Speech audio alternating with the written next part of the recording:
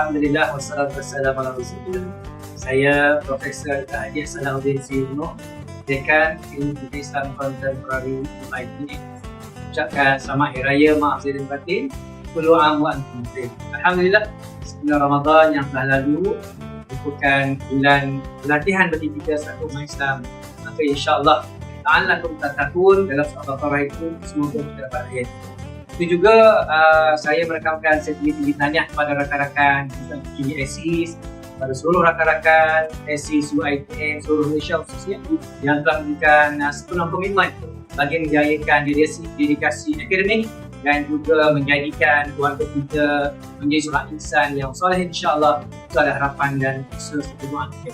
Seterusnya kepada rakan-rakan yang lain, rakan-rakan jurusan universiti, insya-Allah kita tanamkan komitmen yang tinggi dan itu bagi memastikan UITM ini terus relevan sampai bila, insya-Allah.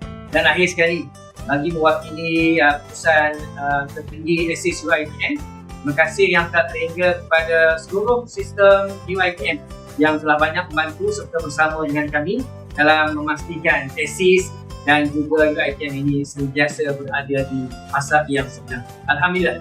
Jadi sebagai keputusan untuk menyambut Hari Raya Aidilfitri pada kali ini, semoga Allah Ta'ala terima ibadah kita, Allah terima puah kita mantapkan persaudaraan kita dan insya-Allah kita doakan yang terbaik buat diri kita, keluarga kita, seluruh umat Islam. Akhir kata, kami dari ASIS mengucapkan selamat Hari Raya Aidilfitri. Maaf lahir dan batin.